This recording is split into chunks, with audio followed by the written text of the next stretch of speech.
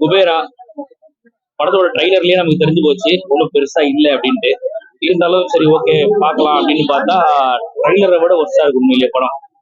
நீங்க எதிர்பார்க்காம வந்து உட்கார்ந்தா கூட உங்களை டிசப்பாயிண்ட் பண்ணும் இந்த மாதிரி அந்த மாதிரியான படம் இது.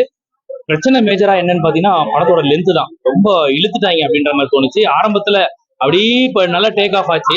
அதுக்கப்புறம் அந்த அகமதாபாத் ஃபிளைட் மாதிரி ஆக்சிடென்ட் ஆயிட்ட மாதிரி என்ன ஆயிடுச்சுனாக்கா ஒன்றும் பண்ண முடியல. தனுஷை கூட நம்ம பார்த்தா பிச்சைக்காரன்ற மாதிரி ஃபீல் பண்ண முடியல நமக்கு. ஏன்னா ஸ்டார்டிங்ல அவரோட லுக் அப்படி காட்டுறாங்களே தவிர அதுக்கப்புறம் பாத்தீங்கன்னா வேற லுக்ல மாத்திடுறாங்க. அவரை பிச்சைக்காரன் ஃபீல் பண்ண முடியல. அதுக்கப்புறம் பாத்தீங்கன்னா ராஷ்மிகா மந்தனா அந்த ரோல்லயே நமக்கு பயங்கர லாஜிக் மிஸ்டேக். ஊர்ல எல்லாரும் தான் கஷ்டப்படுறாங்க, எல்லாருக்கும் வரமாட்டேங்குது ராஷ்மிகா மந்தனா, எப்படா தனுஷுக்கு மட்டும் வருது அப்படிங்கிற மாதிரி ஒரு கேள்வி வந்தது. நாகார்ஜுனா அவரோட ரோல் கூட வந்து ப்ராப்பரா இல்ல, அவருக்கு ஒரு ப்ராப்பரான பேக் ஸ்டோரி இல்ல, நிறைய லாஜிக் மிஸ்டேக் படத்துல, ஊர்பட லாஜிக் மிஸ்டேக். தனுஷ் வந்து பாத்தீங்கன்னா வெட்டிக்குள்ள போன பாய் இங்க வந்துட்டேன் அப்படிங்கிற மாதிரி போறாரு வராரு போறாரு வராரு, ஒண்ணுமே பண்ண முடியல.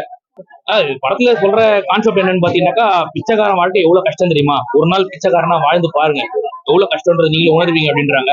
இந்த மாதிரியான படங்களை உட்கார்ந்து பாக்குறது அதை விட ரொம்ப கஷ்டமான விஷயம். தனுஷ் அவர்கள் இந்த மாதிரி படத்தை பார்த்தாருனாக்கா அவரே உணர்வாரு பிச்சைக்கார வாழ்க்கையை விட இது ரொம்ப மோசமான வாழ்க்கைடா அப்படின்ட்டு. அந்த மாதிரி வாழ்க்கையை தான் நாங்க தினம் தினம், அதாவது வெள்ளிக்கிழமை வாழ்ந்துட்டு வரோம் நாங்க.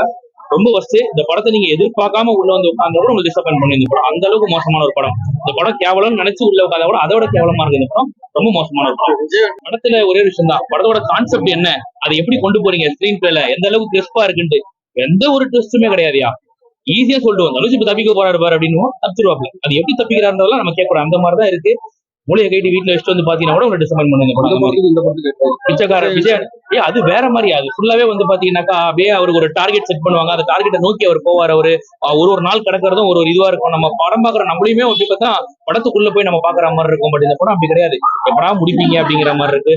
இந்த போய் வா அப்படின்ற சாங் வந்து தியேட்டர்ல கொஞ்சம் வைபா இருந்துச்சே தவிர தனியா உட்காந்து கேட்டா எப்படி இருக்குன்னு தெரியல. மியூசிக் நல்லா தான் இருந்துச்சு, ஆனா படத்தோட ஸ்டோரி வீக்ன்றதால எதுவுமே என்ஜாய் பண்ண முடியல. ஆனா சார் சொல்லணும்னாக்கா ஓவர் ஸ்லோ, டெட் ஸ்லோ, படம் ரொம்ப ஸ்லோ. அது தூங்கி எழுந்து ஃப்ரெஷ்ஷா வரணும்னா பாத்துக்கோங்க.